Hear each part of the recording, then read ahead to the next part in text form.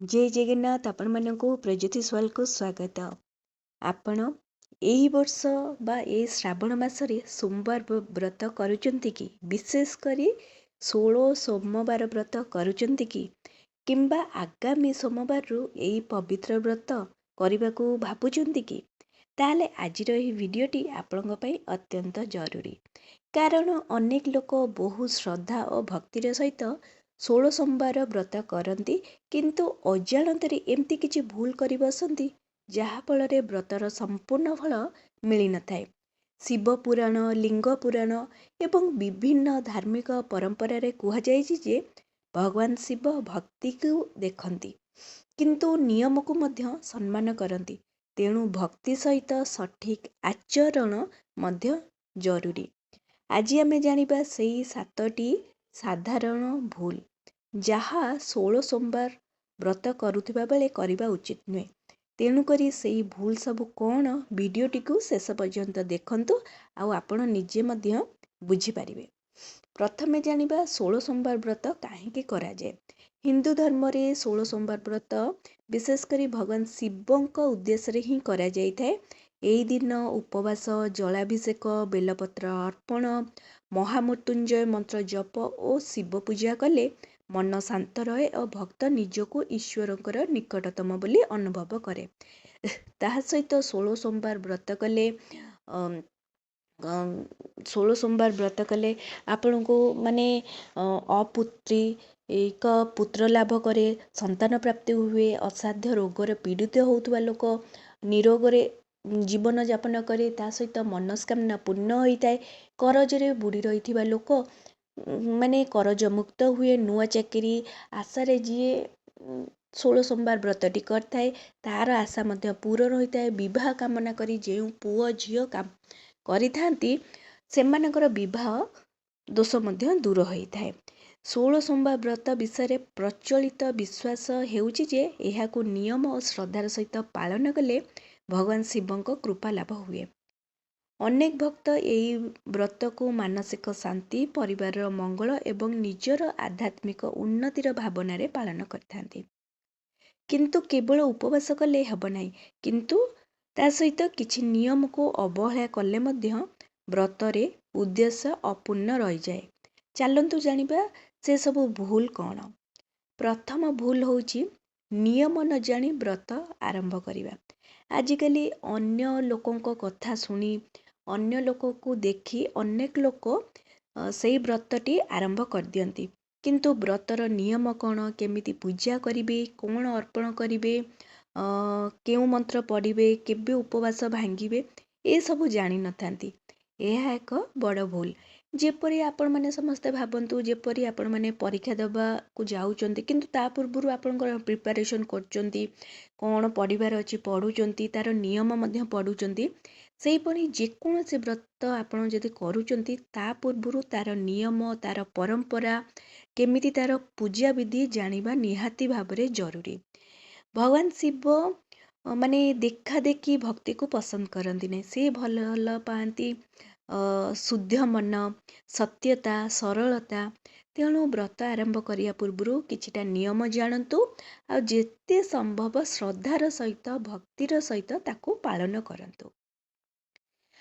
भूल नंबर 2 होची केवल उपवास करी भाबिबा जे आम व्रत संपूर्ण हो गला। अनेक लोक कौन करथांती निर्जला उपवास करथांती, सकाळू संध्या पर्यंत खाती नहीं आ भाबंती जे आमे निर्जला उपवास करिछे आम व्रतटी सफल हो गला। किंतु व्रतर अर्थ केवल भोकरे रहिबा नुहे। व्रतर अर्थ होची मन बाणी और कर्म को पवित्र रखिबा। यदि सारा दिन आपण उपवास रहउचंदी किंतु मनरे क्रोध अछि, आपण का उपरे रागुचंती, काहाकू कष्ट देउचंती, पूजा बा व्रत करिबा समय आपण मिछ कथा कहउचंती, काहा मनरे कष्ट दउचंती, काहाकू निंदा अपमान करूचंती, तेबे व्रत सेठी भांगी जिवो। भगवान शिव भोक को नुहे भक्ति को देखती। तेणु उपवास सहित सत्य कहतु, निज क्रोध को नियंत्रण करतु, निज उपरे नियंत्रण रखतु, संयमतार सहित रुहतु, ମନକୁ ଶାନ୍ତ ରଖନ୍ତୁ। ଆଉ ଯେତେ ସମ୍ଭବ ହେବ ଭଗବାନଙ୍କର ନାମ ନିଅନ୍ତୁ, ତାଙ୍କର ମନ୍ତ୍ର ଜାପ କରନ୍ତୁ ବା କୌଣସି ପୁରାଣ ପାଠ ମଧ୍ୟ କରନ୍ତୁ। ନହେଲେ କିଛି ନ ଜାଣିଲେ ମଧ୍ୟ ନମଃ ଶିବାୟର ମନ୍ତ୍ର ଜପ କରନ୍ତୁ। ଭୁଲ ନମ୍ବର 3 ହେଉଛି ପୂଜା ସାମଗ୍ରୀ ଅର୍ପଣ କରିବା ବେଳେ କିଛିଟା ଭୁଲ ଭଟକା କରିବା। ମାନେ ଭଗବାନ ଶିବଙ୍କ ପୂଜାରେ ବିଶେଷ କରି ବେଲପତ୍ର, ଜଳ, ପଞ୍ଚାମୃତ, କ୍ଷୀର, ଦୁଦୁରା, ଅରଖ ଫୁଲ ଇତ୍ୟାଦି ମାନେ ଅର୍ପଣ କରାଯାଇଥାଏ। କିନ୍ତୁ ଅନ୍ୟ ଲୋକ ମାନେ ଯାହା ପାଆନ୍ତି ତାହା ଅର୍ପଣ କରିଦିଅନ୍ତି। ସେ ଦେଖନ୍ତି ନାହିଁ କି ଏଇଟା ସଫା ଅଛି କି ପରିଷ୍କାର ଅଛି କି ପରିଷ୍କାର ନାହିଁ, ସେ ସବୁ କିଛି ଦେଖନ୍ତି ନାହିଁ। ବିଶେଷ କରି ଯେତେବେଳେ ବେଲପତ୍ର ଅର୍ପଣ କରିବା ସମୟରେ କିଛି କଥା ତାଙ୍କୁ ଧ୍ୟାନ ଦେବାକୁ ପଡ଼ିଥାଏ। ଯେମିତିକି ବେଲପତ୍ର ପରିଷ୍କାର ହେଇଥିବ, ମାନେ ସତେଜ ହେଇଥିବ, ଶୁଖି ନଥିବ, ଫାଟି ନଥିବ, ମଇଳା ହେଇନଥିବ, ଚିରା ହେଇନଥିବ। ତା ସହିତ ବେଲପତ୍ରର ଡେମ୍ଫ ଛିଣ୍ଡା ହେଇକିନା ଅର୍ପଣ କରାଯାଇଥିବ। ସେମିତି ବେଲପତ୍ର ହିଁ ଅର୍ପଣ କରାଯାଏ। ତା ସହିତ ଭଗବାନଙ୍କୁ ଦାମୀ ଜିନିଷ ଦରକାର ନାହିଁ, କେବଳ ଶୁଦ୍ଧ ଭାବନା ହିଁ ଦରକାର। ଯଦି ଆପଣଙ୍କ ପାଖରେ ଅଧିକ କିଛି ବି ନାହିଁ, ତେବେ କେବଳ ଗୋଟିଏ ଲୋଟା ଜଳ, ମାନେ ପରିଷ୍କାର ଜଳ, ତା ସହିତ ଗୋଟିଏ ବେଲପତ୍ର ଯଦି ଆପଣ ଭକ୍ତିର ସହିତ ପ୍ରଭୁଙ୍କୁ ଦେଇ ତାଙ୍କୁ ପୂଜା କରିବେ, ତ ଆପଣଙ୍କର ପୂଜା ସେଇଠି ହିଁ ସଫଳ ହେବ। ସେଥିପାଇଁ ଗୋଟେ ପୁରାଣରେ ଗୋଟେ ସୁନ୍ଦର କଥା ବି ଆପଣ ଦେଖିବାକୁ ମାନେ ଲେଖା ହେଇଛି ଯେ ଜଣେ ଗରିବ ଭକ୍ତଙ୍କ ପାଖରେ ଶିବଙ୍କୁ ଅର୍ପଣ କରିବା ପାଇଁ କ୍ଷୀର, ଫଳ କିମ୍ବା ମିଠା କିଛି ନଥିଲା। ସେ କେବଳ ନଦୀରୁ ପରିଷ୍କାର ଜଳ ଆଣି ଆଖିରେ ଲୁହ ନେଇ ଭଗବାନଙ୍କୁ ଅର୍ପଣ କରନ୍ତି। ଆଉ ସେଇ ଟାଇମରେ କାନ୍ଦି କାନ୍ଦି କହନ୍ତି, ପ୍ରଭୁ ମୋ ପାଖରେ ଦେବା ପାଇଁ ଆଉ କିଛି ନାହିଁ, ଏଇ ଜଳ ଓ ମୋର ଭକ୍ତିକୁ ଗ୍ରହଣ କରନ୍ତୁ। କୁହାଯାଏ ଯେ ଭଗବାନ ଶିବ ସେଇ ଭକ୍ତଙ୍କ ଭାବନାରେ ପ୍ରସନ୍ନ ହୋଇଥିଲେ। ଠିକ୍ ଅଛି। ତେଣୁକରି ଭକ୍ତି ହେଉଛି ଆମର ସବୁଠାରୁ ମୂଲ୍ୟବାନ ଜିନିଷ। ତେଣୁକରି ଆପଣ କ'ଣ ଦେଲେ ସେଇଟା ବଡ଼ କଥା ନାହିଁ, କିନ୍ତୁ ଗୋଟିଏ ଲୋଟା ଯଦି ଆପଣ ଜଳ ନେଇ ଘରୁ ଅର୍ପଣ କରୁଛନ୍ତି, ସେଇଟା ଆପଣଙ୍କର ମାନେ ଭକ୍ତି ଆଉ ଶ୍ରଦ୍ଧାକୁ ପ୍ରତିଫଳିତ କରିଥାଏ। ଭୁଲ ନମ୍ବର 4 ହେଉଛି ପୂଜା ବା ବ୍ରତ ସମୟରେ କ୍ରୋଧ, ଝଗଡ଼ା ବା କଟୁ କଥା କାହାକୁ କହିବା। ଏହା ଅତ୍ୟନ୍ତ ସାଧାରଣ ଭୁଲ। ଅନେକ ଲୋକ ଉପବାସ କରନ୍ତି, ପୂଜା କରନ୍ତି, କିନ୍ତୁ ଘରେ ଛୋଟ ଛୋଟ କଥାରେ ରାଗିଯାଆନ୍ତି। କେହି ଭୁଲ କଲେ ତାଙ୍କୁ ଅପମାନ କରନ୍ତି, ତାଙ୍କୁ ନିନ୍ଦା ଦିଅନ୍ତି। ତ ସେ ସବୁ କରିବା ଉଚିତ ନୁହେଁ। କାରଣ ଭଗବାନ ଶିବଙ୍କର ଅନ୍ୟ ନାମ ହେଉଛି ଆଶୁତୋଷ। ସେ ଶାନ୍ତି, କ୍ଷମା ଓ କରୁଣାର ପ୍ରତୀକ। ଯଦି ଆମେ ତାଙ୍କ ବ୍ରତ କରୁଛେ, ତାହେଲେ ଆମର ବ୍ୟବହାର ମଧ୍ୟ ସେଇ ଗୁଣ ଦେଖାଯିବା ଉଚିତ। ସେଇଦିନ ଆଟଲିଷ୍ଟ ଚେଷ୍ଟା କରିବେ ଯେ କାହା ସହିତ ଝଗଡ଼ା କରିବେ ନାହିଁ, କାହାକୁ ନିନ୍ଦା ଅପମାନ ଦେବେ ନାହିଁ, କାହାକୁ ମାନେ କାହା ଉପରେ ରାଗିବେ ନାହିଁ, ନିଜ ଉପରେ ନିୟନ୍ତ୍ରଣ ରଖିବେ, ଧୈର୍ଯ୍ୟ ଧରିବେ। ସମ୍ଭବ ହେଲେ ଆପଣ କାହାକୁ ସାହାଯ୍ୟ କରିପାରିବେ। ଶିବ ପୂଜା କେବଳ ମନ୍ଦିରରେ ନୁହେଁ, ଆପଣଙ୍କର ବ୍ୟବହାରରେ ମଧ୍ୟ ଦେଖାଯିବା ଦରକାର। ଭୁଲ ନମ୍ବର 5 ହେଉଛି କେବଳ ନିଜର ଇଚ୍ଛା ପୂରଣ ପାଇଁ ବ୍ରତ କରିବା। ଦେଖନ୍ତୁ, ଆମେ ପ୍ରାୟତଃ ଭାବୁ ଯେ ଆମେ ବ୍ରତଟି କଲେ ଭଗବାନଙ୍କ ପାଖକୁ ଯାଉଛେ କୌଣସି ନା କୌଣସି ଇଚ୍ଛା ନେଇକିନା। କିଏ ଚାକିରି ପାଇଁ, କିଏ ସନ୍ତାନ ପାଇଁ, କାହାର ମନସ୍କାମନା ପୂର୍ଣ୍ଣ ପାଇଁ, କାହାର ବିବାହ ପାଇଁ, କିଛି ନା କିଛି ମାନେ ଗୋଟେ ମନରେ ଆଶା ନେଇ ଆମେ ଭଗବାନଙ୍କ ପାଖକୁ ଯାଉଛେ। ତ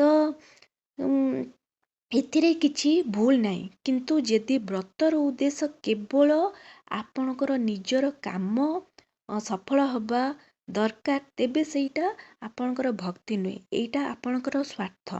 ଶାସ୍ତ୍ରରେ କୁହାଯାଇଛି ଯେ ଭକ୍ତିର ଅର୍ଥ ହେଉଛି ନିଜକୁ ଈଶ୍ୱରଙ୍କର ଇଚ୍ଛା ଉପରେ ସମର୍ପଣ କରିବା। ଭଗବାନ ଶିବ ହେଉଛନ୍ତି ସର୍ବଜ୍ଞ। କେଉଁ ସମୟରେ କେଉଁ ଜିନିଷ ଆପଣଙ୍କ ପାଇଁ ଭଲ, ସେ ଭଲ ଭାବରେ ଜାଣିଛନ୍ତି।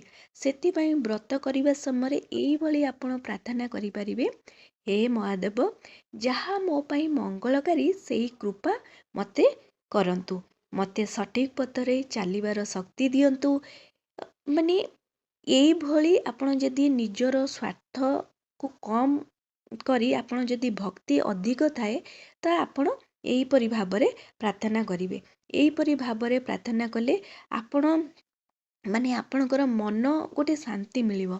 ମାନେ ସେଇଟା ଭଗବାନଙ୍କ ଉପରେ ଛାଡ଼ିଦେବେ ଯେ ଭଗବାନଙ୍କର ଇଚ୍ଛା ଯଦି ଥିବ ଭଗବାନଙ୍କର ଆପଣ ମନସ୍କାମନା ପୂର୍ଣ୍ଣ ହେବ ଆପଣଙ୍କର ଭଲ ପାଇଁ। ଯଦି ସେ ମନସ୍କାମନା ପୂର୍ଣ୍ଣ ହେଉନାହିଁ ଆପଣ ଚିନ୍ତା କରିଦେବେ ଯେ ସେଇଟା ଆପଣଙ୍କ ପାଇଁ ଭଲ ନଥିଲା। ତ ଭୁଲ ନମ୍ବର 6 ହେଉଛି ବ୍ରତ କରୁଥିବା ବେଳେ ଅହଙ୍କାର କରିବା। କିଛି ଲୋକ କହନ୍ତି ମୁଁ 16 ସୋମବାର ବ୍ରତ କରୁଛି, ମୁଁ ଏତେ ଉପବାସ କରିଛି, ମୁଁ ଅନ୍ୟମାନଙ୍କ ଠାରୁ ବଡ଼ ଭକ୍ତ, ମୁଁ ନିର୍ଜଳା ଉପବାସ କରୁଛି। କିନ୍ତୁ ମନେ ରଖନ୍ତୁ, ଯେଉଁଠାରେ ଅହଙ୍କାର ଆସେ ସେଠି ଭକ୍ତି ଧୀରେ ଧୀରେ କମିଯାଏ। ଭଗବାନ ଶିବଙ୍କୁ ଭୋଲେନାଥ କହନ୍ତି, ତେଣୁ ସିଏ ହେଉଛନ୍ତି ଭୋଳା ବାବା। ଆପଣ ଯଦି ତାଙ୍କୁ ଅହଙ୍କାର ନ ଦେଖେଇ କେବଳ ଭକ୍ତିର ସହିତ ମାନେ ପୂଜା କରୁଛନ୍ତି, ଶ୍ରଦ୍ଧାର ସହିତ ପୂଜା କରୁଛନ୍ତି, ତାହେଲେ ଭୋଲେ ବାବା ଆପଣଙ୍କର ସବୁ ଦୁଃଖକୁ ହରଣ କରିଦେବେ। ଭୁଲ ନମ୍ବର 7 ହେଉଛି 16ଟି ସୋମବାର ପୂରଣ ହେବା ପରେ ଆପଣ ଉଦ୍ଯାପନ ମାନେ ତାର ଉଦ୍ଯାପନା ନ କରିବା। ଅନେକ ଲୋକ 16ଟି ସୋମବାର ସମାପ୍ତ କରିଦିଅନ୍ତି କିନ୍ତୁ ଶେଷରେ ଭଗବାନ ଶିବଙ୍କୁ ଉଦ୍ଯାପନା କରନ୍ତି ନାହିଁ। ଭଗବାନ ଶିବଙ୍କୁ ପ୍ରଣାମ କରିବାକୁ ଭୁଲି ଯାଆନ୍ତି କି ପୂଜା କରିବା ଓ ନିଜର ସାମର୍ଥ୍ୟ ଅନୁସାରେ ଦାନ ଧର୍ମ କରିବାକୁ ଭୁଲି ଯାଆନ୍ତି। ପରମ୍ପରା ଅନୁସାରେ 16 ସୋମବାର ବ୍ରତ ଭଗବାନ ଶିବଙ୍କର ବିଶେଷ ପୂଜା କି ଶିବ ଚାଲିସା କି ବ୍ରତ ପାଠ କଥା ପ୍ରସାଦ ବଣ୍ଟନ ଓ ନିଜ ସାମର୍ଥ୍ୟ ଅନୁସାରେ ଦାନ କରିବା ଉଚିତ ଯେତେବେଳେ 16 ସୋମବାର ବ୍ରତଟି ପୂର୍ଣ୍ଣ ହେଇଯିବ। ତ ମନେ ରଖିବେ ଯେ ଉଦ୍ଯାପନାର ଅର୍ଥ କେବଳ ବଡ଼ ଆୟୋଜନ ନୁହେଁ, ତାର ଅର୍ଥ ହେଉଛି ଯେ ଆପଣଙ୍କର ପୂଜାଟି ସଫଳ ହେଲା, ମାନେ ଆପଣଙ୍କର ସେ 16 ସୋମବାର ବ୍ରତଟି ସଫଳ ହେଲା। ତେଣୁ ଭଗବାନଙ୍କ ପାଖରେ ଆପଣ କୃତଜ୍ଞ ଜଣାଇବେ ଯେ ହେ ମହାଦେବ, ଆପଣଙ୍କ କୃପାରୁ ମୋର ଏଇ ବ୍ରତଟି 16 ସୋମବାର ବ୍ରତଟି ମୁଁ ଯେଉଁ ସଂକଳ୍ପ କରିଥିଲି ମୋର ସମ୍ପୂର୍ଣ୍ଣ ହେଲା। ତେଣୁ ଆପଣଙ୍କୁ ମୋର କୋଟି କୋଟି ପ୍ରଣାମ।